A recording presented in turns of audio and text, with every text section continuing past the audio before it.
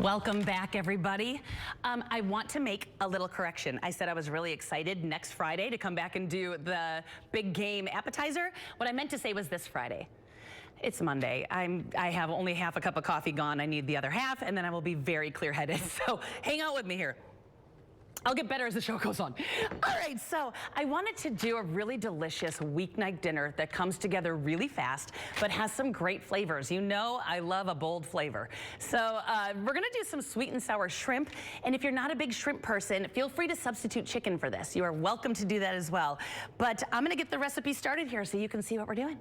All right, first of all, on the side of my stove here, we got some rice cooked up, because we love to serve any sort of kind of Asian saucy food like this over some rice, but you know I do love to stir in some cauliflower rice in there as well. So let's talk about that for just a minute. I make a lot of rice at my house because, as I've talked about, my children don't like potatoes. It drives me insane.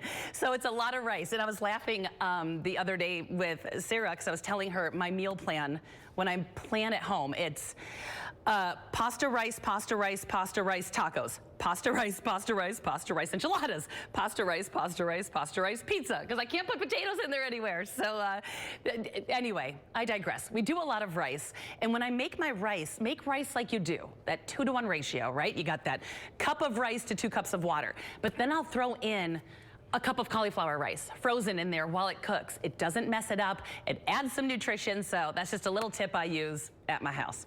All right, so now I'm gonna look at my shrimp here from Hy-Vee. They've got a great seafood area and seafood deli case. And now I like to buy shrimp that are already peeled and deveined because it makes your life so much easier. But just in case you don't, I wanted to show you how to go ahead and break down some shrimp. So what you would do is you're gonna take your scissors and you're just gonna very carefully cut along the back here. And it's gonna go ahead and let you open up the shell. It's up to you if you want to keep the tails on or not. I find when you're making family meals, just take the tails off. It makes your life so much easier. So I'm going to go ahead and take the tail off. And now what I want to do is, now Hy-Vee is kind enough to do this for us, but it will open up and there will be a little black vein in there. All you're going to do is scrape it out. I can't show you how to do it because Hy-Vee's got your back and they do it for you. They don't want you to have to mess with it, but just in case you happen to get shrimp from somewhere else, just cut up the back and just scrape it out. It's very easy. Luckily, I already have some ready to go here, so let's start making a sauce. Sweet and sour sauce is exactly that. We got the sweet, we got the sour, we also have a little bit of heat. So first of all, in a bowl, I have a 1/4 cup of ketchup. And what I'm gonna add to this is 2 teaspoons of soy sauce. That's gonna add that deep, salty umami flavor we're looking for and kind of cut that sweetness a little bit. I'm gonna add a 1/4 cup of plum sauce. Plum sauce you can find in the Asian aisle, and it's basically just dried plums that are pureed with a little bit of ginger, sometimes a little salt and sugar. So it's a nice sticky, we love a sticky sauce. We love a sticky sauce. So, and don't forget to go ahead and hit that QR code that you see right there. It's gonna take you right to Hy-Vee's website. You get all the fun details there, the perks, the deals, all that kind of fun stuff. Okay, we got ketchup, we got soy, we've got the plum sauce. Now, I like to add some heat in here, so I'm doing some chili flakes. I don't give an amount on this because a little goes a long way. Start with a little, taste your sauce. If you want to add more, you can. But if you're making this family friendly, start little. So, because that's going to go ahead and add a nice warm heat. You can always add more in. All right, so that's our sauce. Super easy. Set that to the side. Now, let's get some shrimp roll in here. So I've got a little vegetable oil here, nice high heat vegetable oil. And I'm gonna give that a little swirl around. I'm gonna crank up the heat a little bit, and now we've got our shrimp. The shrimp that I got from Hy-Vee, of course, is peeled and deveined, ready to go. Make your life easy. I'm gonna put one in, make sure we hear a sizzle. We sure do, let's get them all in. If you didn't hear a sizzle, give your pan a minute. We want that sizzle, that's what's gonna cause that color to sear it up. All right, we're gonna get those rolling. I kind of get them in a single layer. About 1.5 pounds, 1.25 pounds shrimp. All right, so now I'm gonna grab a bowl to put those in when they come out, because then we're gonna make the sauce. But let's go ahead and get some aromatics going here. The first thing I wanna do is a shallot. And for the shallot, a lot of people get a little confused on how to pick out a shallot at the grocery store. Shallots they come in all sizes, right? They're huge and they're tiny. For me, when I want a shallot for a recipe, it fits beautifully in the palm of my hand. If it fits in the palm of my hand, I know it's the perfect size. If it's too small, do 2 of them. If it's too big, cut it in half. And we're gonna treat this just like we would an onion. Go ahead and take off both ends, give those a toss, cut it in half, give it a peel. Shallots are a hidden gem in the kitchen. And I find, this is what's funny, I broke my thumbnail off this weekend and I can't give this a peel because my thumb's not working. I find that home cooks don't use shallots very often. I'm never quite sure why. Of all the restaurants I've worked in, shallots start pretty much every sauce, every saute, every soup.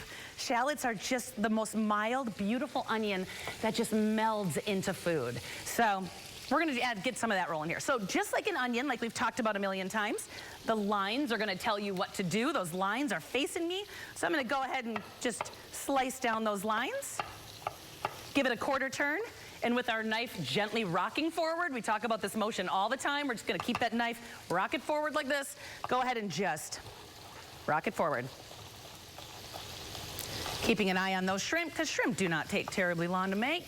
I could probably give those a flip. Let me just finish this one. All right, let me give these a flip real quick because we don't want to overcook these. Look at that, light pink. Because the pan was hot, you're getting a beautiful color on them.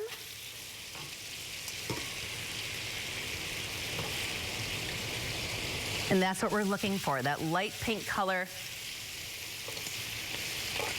A little bit curled. I'm kind of moving some of the bigger ones to the middle of the pan, some of the smaller ones to the outside.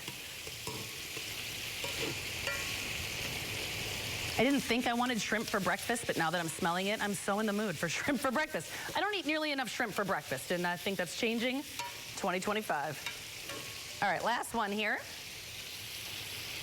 All right, y'all keep going. Let's do the other side of my shallot. Cutting down those lines. Nice little dice here. And if you find yourself thinking, wow, those shallot pieces look kind of big, just go ahead and smush them all right in the middle of your board. Just run your knife through. Just kind of keep pushing it together. If you like more of a minced onion, or you're cooking for kids that'll go, ew, onion, this is a great way to hide them. So just run your knife through. I'm gonna slide that to the side. We're gonna add that to the pan in just a moment. But of course, it wouldn't be one of my recipes if we don't have garlic, because I'm obsessed. So I got 1 garlic clove here. Give it a smash. Same thing, just run your knife through. Easy peas. I'm gonna add that in right with the shallots.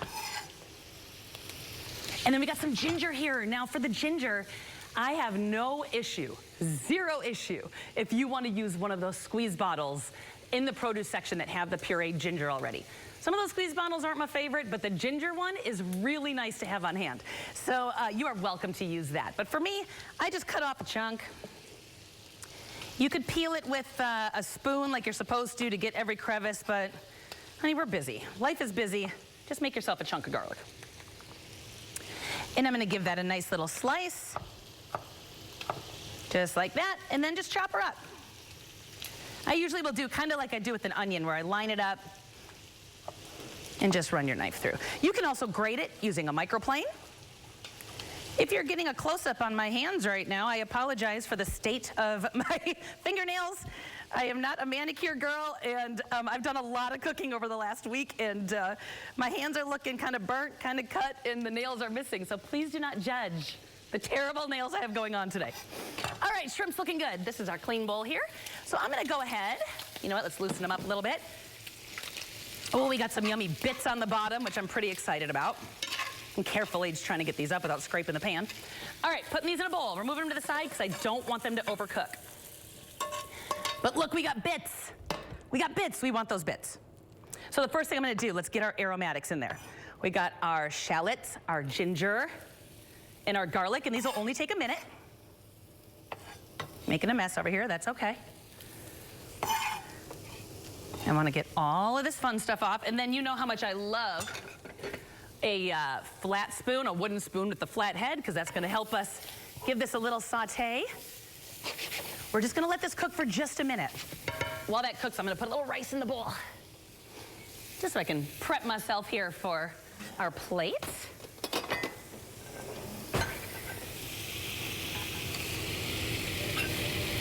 Now that garlic and ginger and shallots are gonna smell very aromatic in literally less than a minute. So we can go ahead with our next step. All right, so next I wanna get in, here's where the sour comes in. Sweet from the plum sauce, sour from some rice wine vinegar, 3 tablespoons. Give it a zhuzh and scrape. Get all those delicious bits off the bottom of the pan. Look at that, nice and clean. Shrimp's going back in. And so is our sauce now. And that's how easy all of this comes together. It's so incredibly easy. If you missed the amounts that I talked about here, don't forget you can always find this on our website, but I highly recommend you follow us on social media. Abby and I post a lot of stuff on there. Even last night I did a whole thing about what I was meal prepping on a Sunday. So give this a good toss. Make sure everything gets coated. Make sure all those shallots, and of course, I just want to taste the sauce just to make sure, MITG, make it taste good, make sure it doesn't need salt, pepper, soy, more chili flake, any of that fun stuff. I'm just tasting the sauce just to make sure. It's fantastic. It is bright. You've got that vinegar going on in there, but the sweetness of the plums. Go ahead and spoon a little of that right over the top of the shrimp. And that is a perfect weeknight meal that came together so incredibly fast. And I'm excited to dig into this for breakfast. I'm gonna top it with a little bit of green onion to add some freshness. And then when we come back,